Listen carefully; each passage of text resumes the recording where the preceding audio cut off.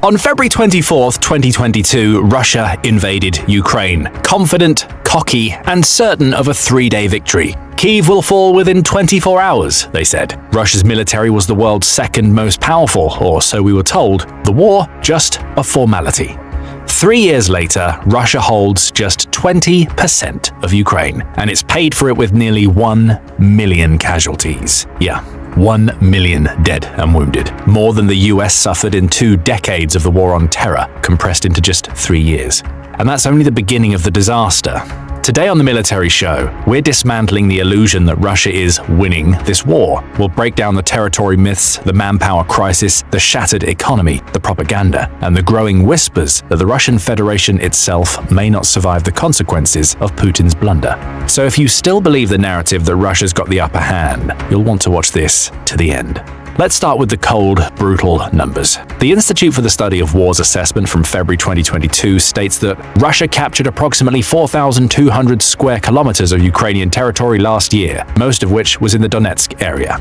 This area is only slightly larger than Rhode Island, the smallest US state by area. Comparatively, 4,200 square kilometers is around 0.6% of Ukraine's total territory. And that's where it gets truly mind-boggling. Forbes did some independent number crunching using statistics from April 2025, where Russia only took around 68 square miles of territory. If Ukraine maintains that level of defenses and Russia doesn't step up on the offensive, the war in Ukraine would take another 230 years. That's how long Russia would need to occupy the entire country, one of the surefire ways to win. The same analysis suggested that Russia would need around 100 million casualties to achieve this, against its total 2025 population of around 144 million. This is far from a strategy. It's a complete absence of one, requiring a multi-generational investment in war, which brings about other severe issues. But territory only tells part of the story. Let's talk about the human cost of Russian President Vladimir Putin's imperial delusions. According to the latest data from the Ukrainian Ministry of Defense, Russian forces have suffered approximately 975,000 casualties since February 2022. While we should approach any wartime statistics from Ukraine with caution, even conservative Western estimates from the UK Ministry of Defense put Russian casualties well above 750,000 at the end of last year. To put this into perspective, Russia lost approximately 15,000 soldiers during its 10-year war in Afghanistan. In just 3 years in Ukraine, they've suffered casualties over 60 times higher. To put it bluntly, this is not a sustainable war effort.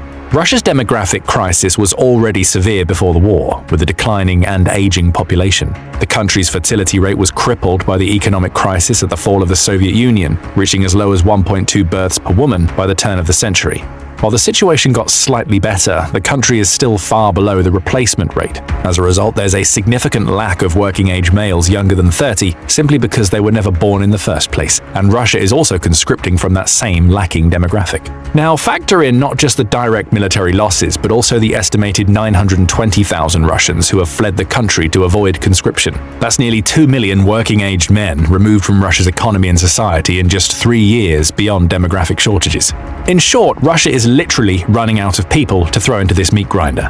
But to understand the extent of the tragedy that is likely going to befall Russia, let's roll back to the start of the invasion. Russian military planners were so confident they'd be celebrating in Kyiv within days that they packed parade uniforms. Combat plans shared with troops indicated they should prepare for light resistance followed by occupation duties. In fact, Russia's military logistics were structured around the assumption that Ukraine would collapse almost immediately. Over 3 years later, those assumptions look not just wrong, but delusional.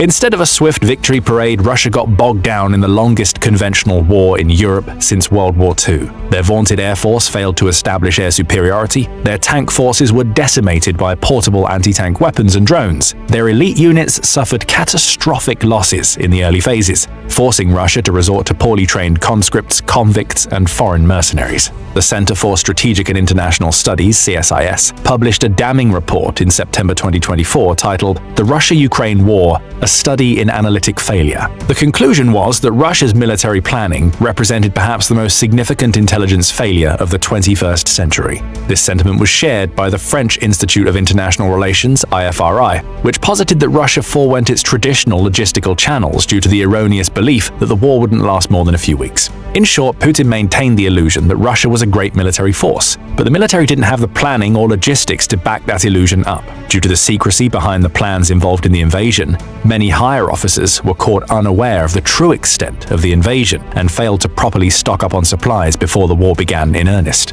This led to severe supply shortages in the crucial first few months of the war when Russia maintained the initiative. After the initial rebuttal at the Hostomel airport, which was essentially Russia's Hail Mary to conquer Ukraine with minimal losses, Russia failed to properly follow up, with a significant lack of adaptability that has become a necessity in modern warfare. Soon enough, Ukraine took back most of the territory it had lost to the initial invasion, and the conflict devolved into one of attrition. Russian propaganda channels still peddled the idea that the war was a foregone conclusion, celebrating minor tactical gains of a few square miles. But in truth, Russia is losing a war to itself by running out of money to fund the war effort. On paper, Russia retains the 11th spot on the list of the world's largest economies. But strip back the veneer, and the situation is problematic at best.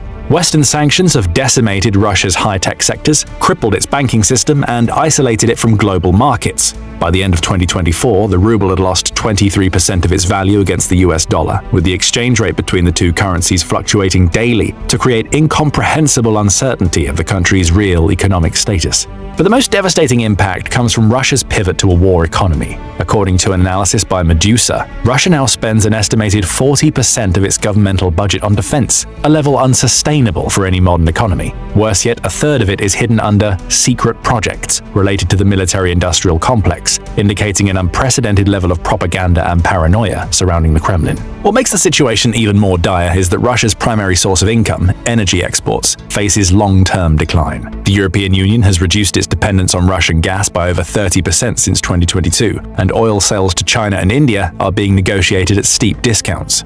The dependence on oil and gas, which constitutes between 30 and 50% of the government's revenue, means that the country's already lacking workforce is increasingly turning to the one single profitable industry, the energy sector. This makes Russian manufacturing increasingly rely on imports, especially from China, as well as the entire country needing to import the workforce to meet its increasing demands. With Russia losing both militarily and economically, it has few options beyond simply continuing as is and accepting that the war is the new status quo. None of them is good.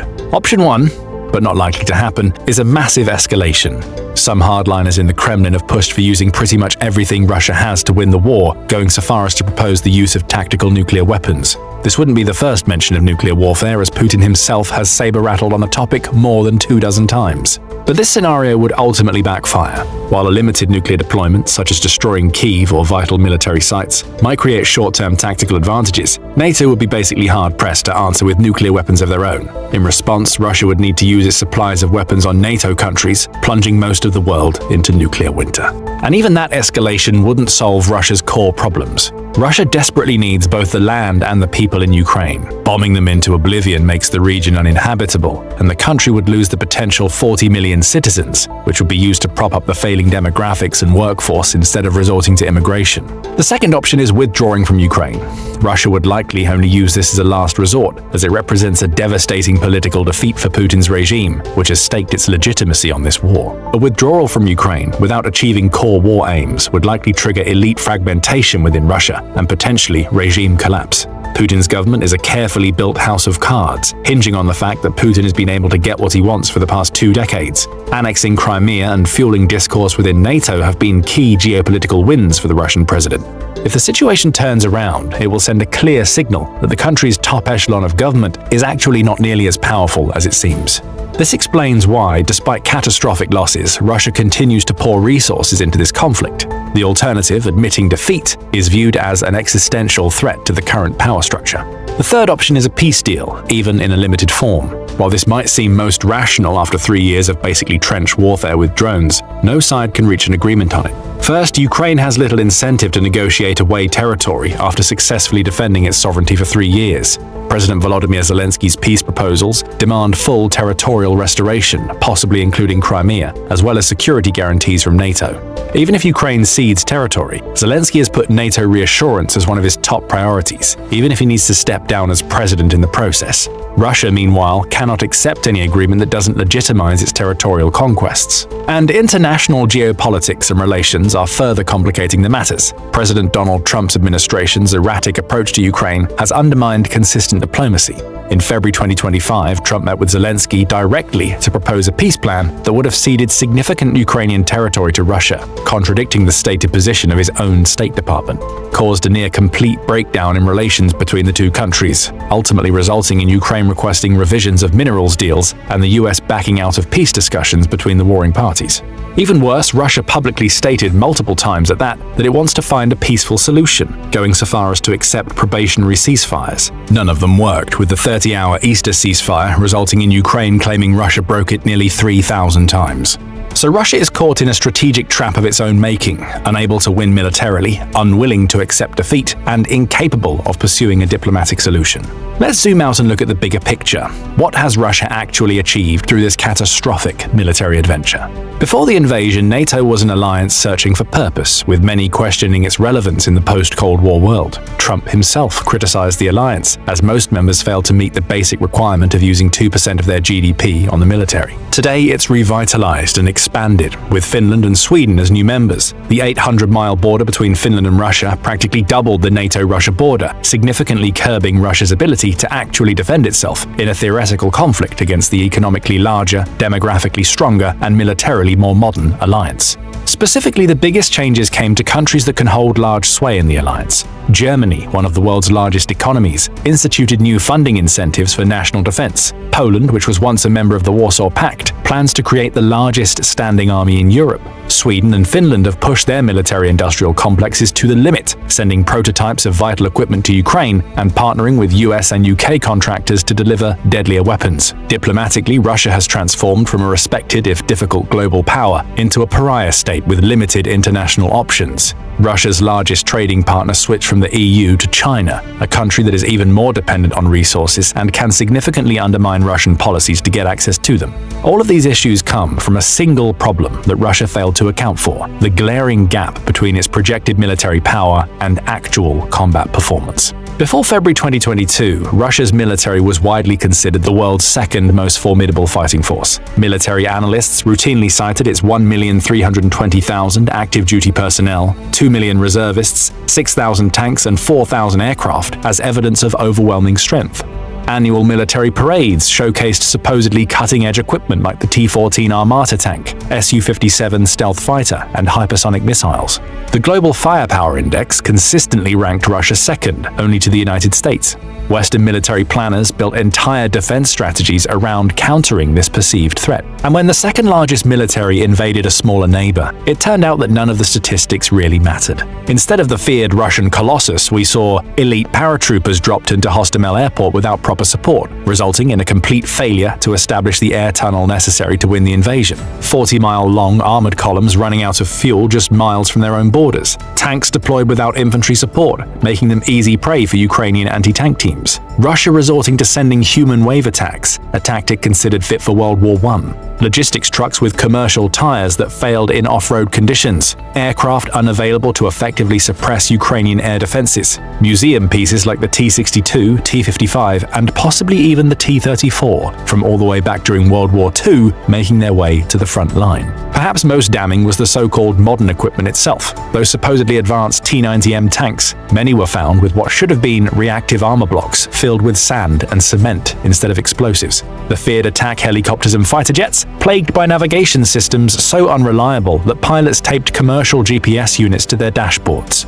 And what about those next-generation weapons that caused so much concern in Western defense circles? The T-14 Armata tanks made a brief appearance in 2023 before being withdrawn. They either failed miserably or were too expensive to get blown up by cheap drones. The Su-57 stealth fighters have conducted only limited strike missions from safe distances within Russian airspace, lobbing glide bombs, the one saving grace of Russian military tactics, which also harken back to its Cold War weapon stores. But how could Russia's military leadership so catastrophically misjudge both their own capabilities and Ukrainian resistance? The answer reveals something fundamental about Putin's Russia. Russian intelligence services believed that Ukrainian forces would immediately collapse and that most Ukrainians would welcome Russian troops as liberators. This wasn't just a military miscalculation, it was a fundamental failure to understand reality, driven by the very propaganda machine Putin had created to maintain his grip on power. One of the fatal flaws of the authoritarian regime that Putin created in Russia is that it completely depends on Putin's image as a leader. Brookings maintained that this is only tenable so long as the autocrat stays in power, which can severely damage the longevity of the country as a whole. Former Kremlin advisor Gleb Pavlovsky, now in exile, explained it more bluntly in his April 2022 interview. "This is all Putin's own personal decision. Nobody, including myself, realized just how maniacally obsessed he must have been with Ukraine. We underestimated the extent of decay of the Russian government." Remember, this interview was only a month and a half into the invasion, and the same sentiment rings true 3 years later. The Russian military itself became a victim of this distorted reality. Corruption was endemic, but hidden from official reports. Training exercises were choreographed performances rather than realistic preparations. Equipment maintenance existed on paper, while actual hardware deteriorated in storage. This is underscored by a closer examination of Russia's military doctrine. As a holdover from Soviet times, Russia's perceived biggest risk was a NATO invasion. To that end, Russia created operations and strategies to defend the motherland rather than invade. Its concentrated command structure would help it shore up weaknesses in defenses, but it also opened itself up to rampant corruption and power reshuffling once Putin came into power. With Russia losing momentum, there's a possibility that Putin himself could be ousted from the Russian throne. After all, he would be quickly found solely responsible for the disaster, and power-hungry politicians in the Kremlin would need to save face by removing him. However, Brookings succinctly analyzed that Russia's current political structure doesn't really have a viable candidate to succeed him, and that the entire regime might not survive a leadership change. This opens up a chance that Russia itself could collapse. This would happen in a few stages, but they would progress rather quickly or even coincide with one another. First, there's the economic breakdown. Russia's war economy is already showing severe strain, with defense spending crowding out essential services. As casualties mount and sanctions bite deeper, this becomes unsustainable. Critical infrastructure, already suffering from underinvestment, begins to fail more frequently. Second, political fragmentation. Regional governors, especially in resource-rich areas like the Far East, begin asserting greater autonomy from Moscow. Initially presented as an economic necessity, these moves gradually acquire political dimensions. Third, military disintegration. As the professional army is ground down in Ukraine, Russia increasingly relies on poorly trained conscripts and ethnic minorities from peripheral regions. Unit cohesion breaks down, desertion rates skyrocket, military equipment fails without replacement parts. Finally, the central authority collapses.